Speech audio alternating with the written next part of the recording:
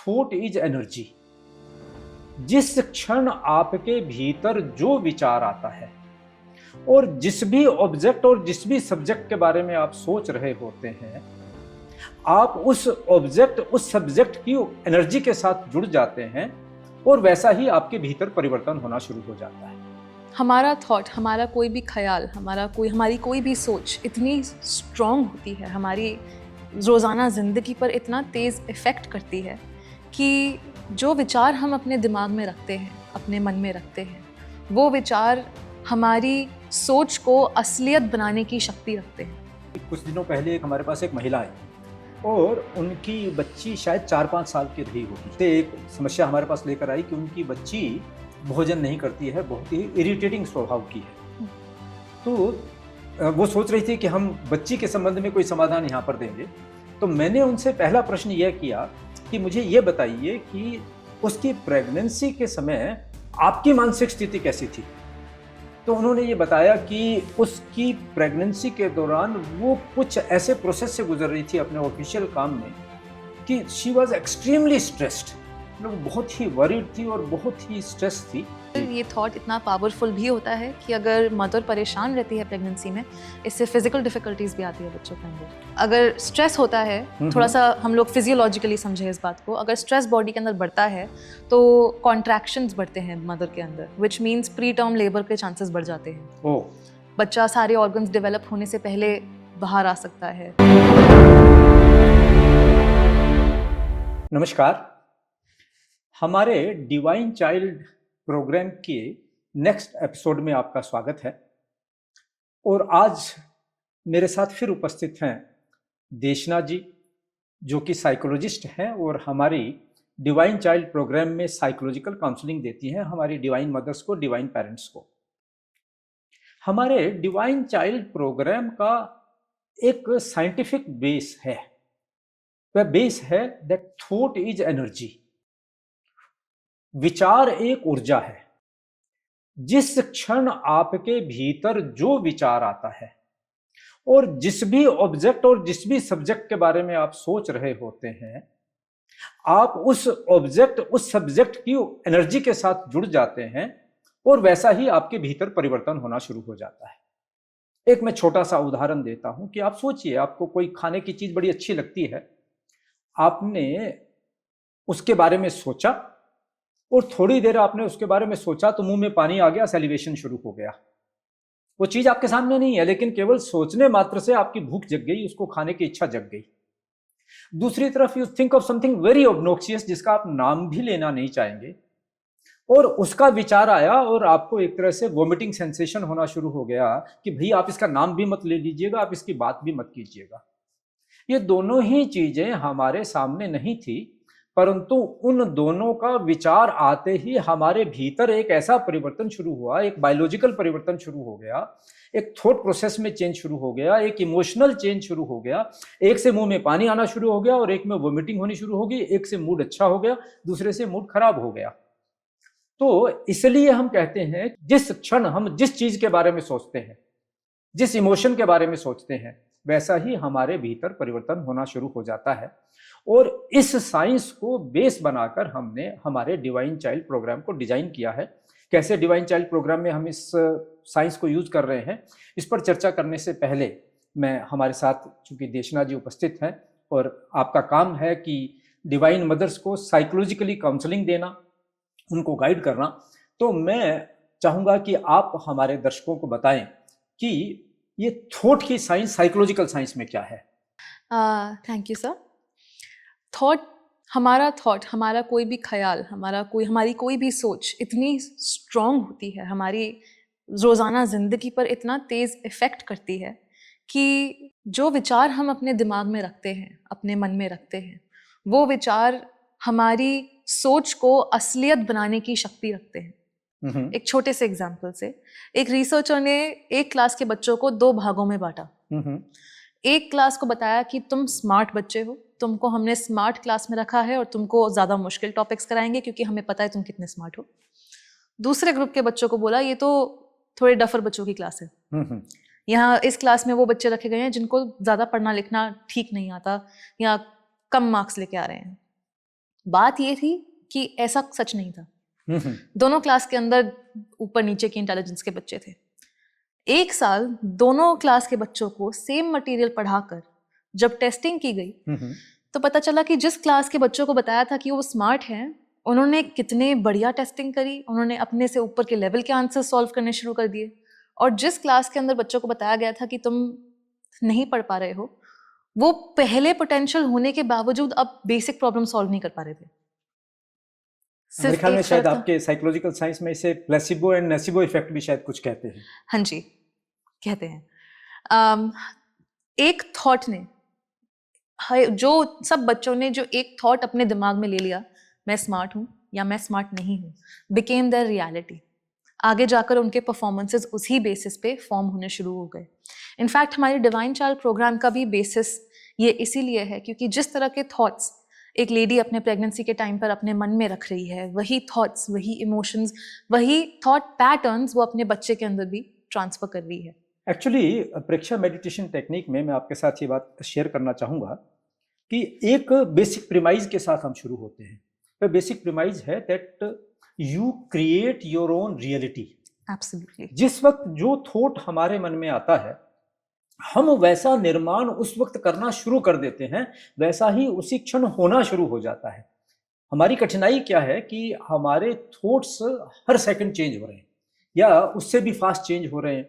तो जब तक हमारा थॉट कुछ एक निर्माण कर पाता, उससे पहले एक नया थॉट आ गया, तो पहले वाले का निर्माण पूरा नहीं हुआ, नया थॉट आ गया, फिर तीसरा आ गया, फिर चौथा आ गया।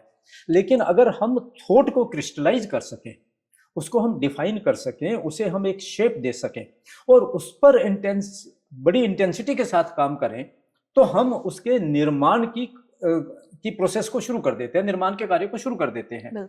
तो हमारा काम यही है कि हम इस डिवाइन मदर प्रोसेस के अंदर डिवाइन चाइल्ड के थॉट को कैसे क्रिस्टलाइज करें और कैसे उस प्रोसेस के ऊपर इंटेंसिटी से काम करने में सहयोग दें। आपके हमारे लिए कोई ये थॉट ऐसा नहीं है कि नया आया है, थॉट तो ठीक है, एंशिएंट विजडम से आया है, परंतु मैं मानता हूं कि आज की मॉडर्न जो साइकोलॉजिकल साइंस है वो भी इस कॉन्सेप्ट को किसी न किसी रूप में स्वीकार करती है। Absolutely sir. आई मीन जब हम माँ से बच्चे के पास इंफॉर्मेशन ट्रांसफर होने की बात करते हैं तो सबसे पहला एग्जांपल आई थिंक सबके मन में अभिमन्यु का आता है कि जब वो अपनी माँ के पेट में था तब उसने चक्रव्यूह के अंदर तो जाना सुन लिया, मगर क्योंकि उस टाइम पर उसकी माँ सो गई थी, सुभद्रा सो गई थी, तो जब अपनी जिंदगी में उसका चक्रव्यूह में आने का टाइम आया, क्योंकि वो चक्रव्यूह के अंदर जाने की विधि को सीख चुका था, अंदर तो घुस गया, लेकिन क्योंकि बाहर जाते वक्त नहीं सुन पाया था, बाहर नहीं जा पाया। लाइफ में भी कुछ ऐसे होता है, हमारी मॉडर्न साइंस भी कुछ ऐसे ही समझती है। हमारी प्रेगनेंसी के टाइम पर मदर जिस थॉट प्रोसेस को सबसे ज़्यादा प्रैक्टिस करती है या जिस इमोशन को सबसे ज़्यादा प्रैक्टिस करती है, वही thought patterns, emotions, coping strategies बच्चा भी अपने साथ कैरी करता है। आप नोटिस करेंगे जिस लेडी की प्रेगनेंसी थोड़ा स्मूथली निकलती है या हेल्दी प्रैक्टिसेस से निकलती है, उनके बच्चे शांत स्वभाव के, उनके बच्चे खुश मिजाज के आते हैं। इनफैक्ट लेकिन अगर किसी लेडी की प्रेगनेंसी थोड़ी मुश्किल से निकले या वो थोड़ा इरिटेबल हो तो उनके बच्चे थोड़े ज़्यादा रोने वाले या ज़्यादा परेशान करने वाले होते हैं। नहीं, मैं आपने बड़ी सही बात कही। अभी अध्यात्म साधना केंद्र में ही कुछ दिनों पहले हमारे पास एक महिला आई और उनकी बच्ची शायद 4-5 साल की रही होगी और वो एक बहुत बड़ी अधिकारी थी, तो एक IAS अफसर थी। तो उन्होंने से एक समस्या हमारे पास लेकर आई कि उनकी बच्ची भोजन नहीं करती है, बहुत ही इरिटेटिंग स्वभाव की है। तो वो सोच रही थी कि हम बच्ची के संबंध में कोई समाधान यहाँ पर देंगे। तो मैंने उनसे पहला प्रश्न यह किया कि मुझे ये बताइए कि उसकी प्रेगनेंसी के समय आपकी मानसिक स्थिति कैसी थी। तो उन्होंने ये बताया कि उसकी प्रेगनेंसी के दौरान वो कुछ ऐसे प्रोसेस से गुजर रही थी अपने ऑफिशियल काम में कि शी वॉज एक्सट्रीमली स्ट्रेस्ड, बहुत ही वरीड थी और बहुत ही स्ट्रेस थी। तो मैंने कहा कि मुझे ये प्रश्न, इसका तो उत्तर मिल गया कि बच्ची को ये समस्या क्यों है। अब तो हमें केवल ये समाधान देना है कि अब जब उसको ये समस्या हो गई है तो हम उसका समाधान किस प्रकार से करें।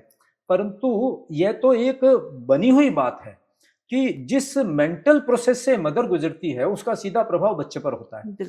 मैं तो एक कदम और आगे जाता हूं कि हमारे पास जब भी कोई मदर हम किसी न किसी स्पेशल चाइल्ड को लेकर आती है या कोई ऐसी बच्चे से संबंधित समस्या को लेकर आती है, तो इनवेरिएबली मेरा पहला प्रश्न यह रहता है कि उनकी प्रेगनेंसी के दौरान आप किस अवस्था से गुजर रही थी। और मुझे आश्चर्य भी होता है और दुख भी होता है। आश्चर्य तो यह होता है कि लगभग हर मदर यह शेयर करती है कि हाँ, उस समय वह बहुत डिफिकल्ट प्रोसेस से गुजर रही थी।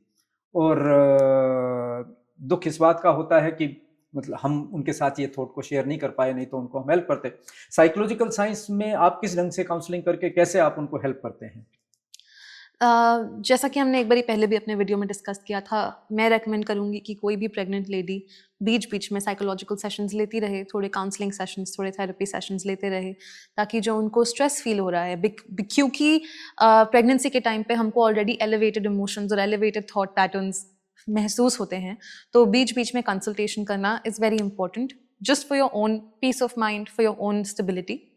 उसके अलावा I think a very nice way of getting yourself out of it, or making sure that you're transferring positive qualities to your child, is connecting with your baby, which is an integral part of the Divine Child program as well.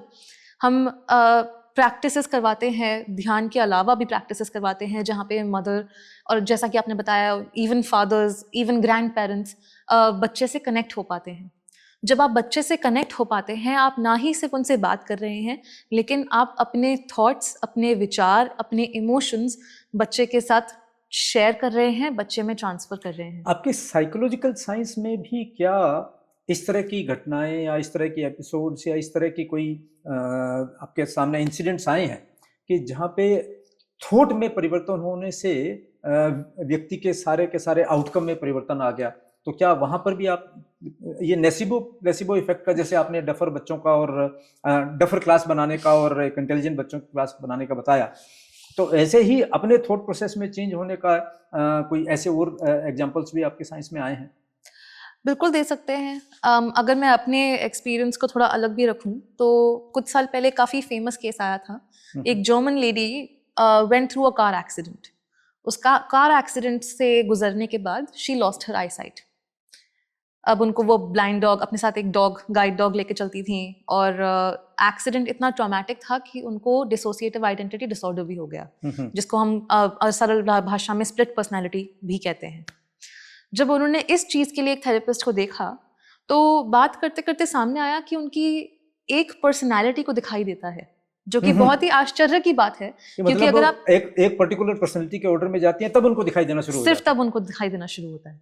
तो मतलब ये जो disorder हुआ exactly physiological नहीं था? नहीं, ये somatic, ये साइकोलॉजिकल डिसऑर्डर था। ये एक्सीडेंट के टाइम पर उनको इतना ट्रॉमेटिक फील हुआ, उनके मन में शायद ख्याल आया कि हाँ बस मुझे और नहीं देखना, और वो एक स्प्लिट सेकंड के ख्याल से दिमाग ने आंखों को बंद कर दिया।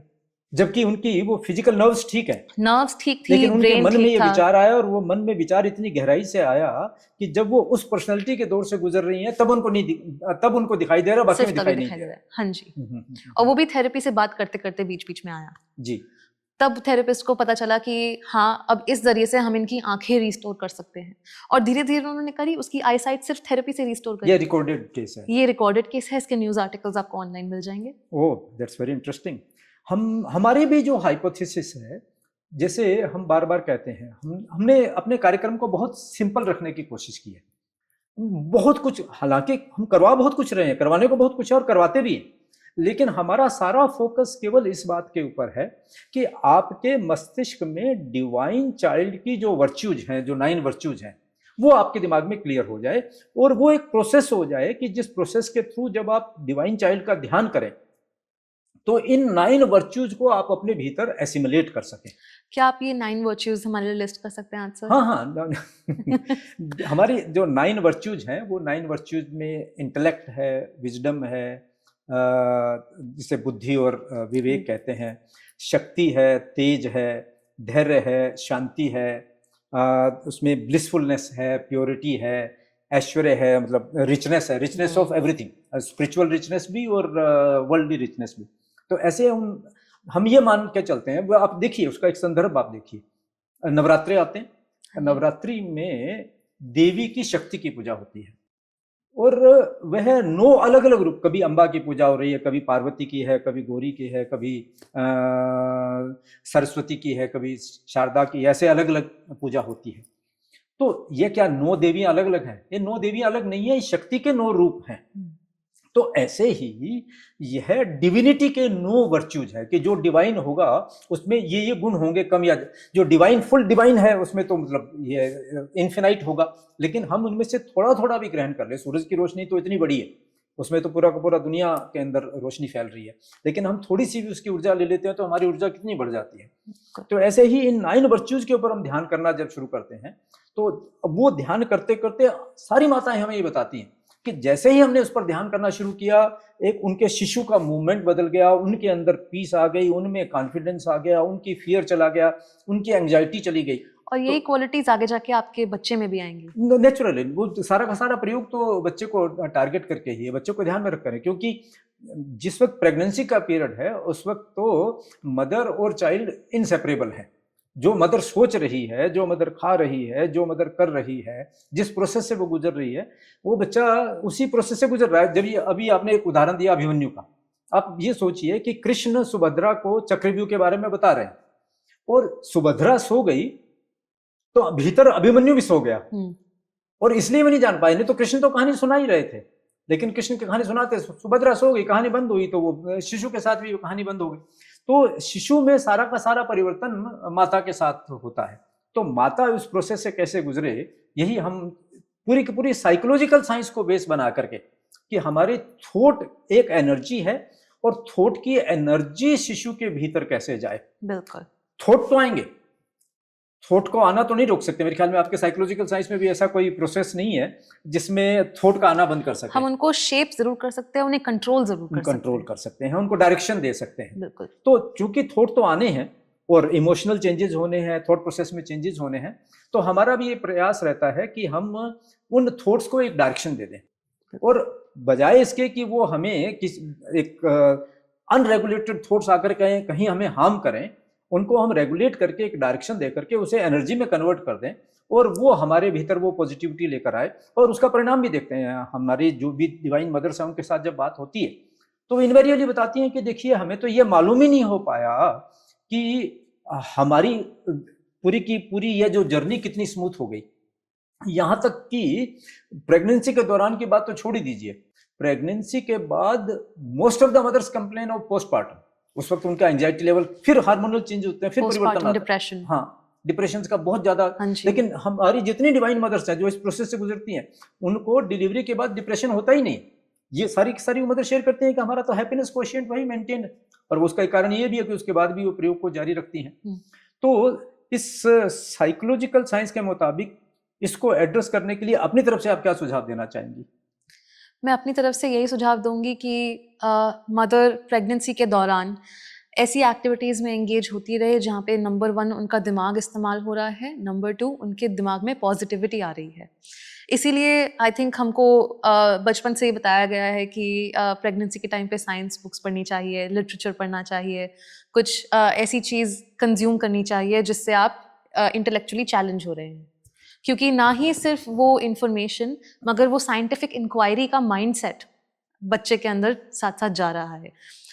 ऐसी रीडिंग के अलावा पजल सॉल्व करना, उसके अलावा आपस में बच्चे से उस लेवल पे कनेक्ट कर पाना, बच्चे को बताना कि वो आपके साथ सेफ है, बच्चे को बताना कि आप उससे कितना प्यार करते हैं, क्योंकि दैट लेवल ऑफ सेफ्टी जब तक हम अपने शरीर में सेफ नहीं फील करेंगे तब तक हम अपने आप को इंटेलेक्चुअली डेवलप नहीं कर पाते हैं, बिकॉज हमारी प्रायोरिटीज़ चेंज हो जाती हैं। तो जब बच्चा अंदर सेफ फील करेगा और लव्ड फील करेगा तो फिर उसके पास ज़्यादा स्पेस होगी इंटेलेक्चुअली डेवलप करने की भी। तो हम चाहेंगे कि हमारी divine mothers thought is energy के इस कॉन्सेप्ट को, इस साइंस को समझें और इस बात को समझने का प्रयास करें कि उनको 24/7 विजिलेंट रहना है, उनको अपने हर थॉट का ख्याल रखना है, उन्हें कोशिश करते रहना है कि नेगेटिव एनर्जी, नेगेटिव थॉट आ ही न पाए, पॉजिटिव एनर्जी, पॉजिटिव थॉट बना रहे, क्योंकि every thought is energy and negative thought negative energy, positive thought positive energy. तो जब यह साइंटिफिकली प्रूवन है तो हम नेगेटिव एनर्जी को बाहर निकालकर पॉजिटिव एनर्जी हमारे भीतर कैसे भरें, इसके लिए कोई दवा नहीं है, इसका केवल प्रोसेस है कि हम इसके प्रति जागरूक रहें और जो प्रैक्टिसेज हम करवा रहे हैं उन प्रैक्टिसेज को हम रेगुलरली करते रहें और आप जो चाहते हैं वो परिणाम आपके सामने जरूर आएगा। बिल्कुल बिल्कुल। जी। एक बात और ऐड करूंगी सर, जी। ये थॉट इतना पावरफुल भी होता है कि अगर मदर परेशान रहती है प्रेगनेंसी में, इससे फिजिकल डिफिकल्टीज भी आती है बच्चों के अंदर। जी। अगर स्ट्रेस होता है, थोड़ा सा हम लोग फिजियोलॉजिकली समझे इस बात को, अगर स्ट्रेस बॉडी के अंदर बढ़ता है तो कॉन्ट्रैक्शंस बढ़ते हैं मदर के अंदर, which means pre term labour के चांसेस बढ़ जाते हैं। ओ बच्चा सारे ऑर्गन्स डेवलप होने से पहले बाहर आ सकता है, हो सकता है उसके अंदर सांस लेने में दिक्कत हो सकता है ब्रेन डेवलप ना हो पाए उस टाइप से। तो जब माँ अपने मन से शांत रहती है तो उसकी बॉडी भी वही तरह से हार्मोन्स को रेगुलेट करती है, अपने फंक्शंस को हेल्दी रखती है, ताकि बच्चे की डिलीवरी और आगे लाइफ हेल्दी रहे। दैट शोज कि every thought how important it is for a mother. She has to be extremely careful, क्योंकि उसने एक डिवाइन चाइल्ड को जन्म देना है, तो वो तभी दे पाएगी जब अपने भीतर से वो प्रसन्न होगी। Absolutely. तो हम आपसे और फिर मिलते रहेंगे। आज के इस एपिसोड को यहीं संपन्न करते हैं। धन्यवाद।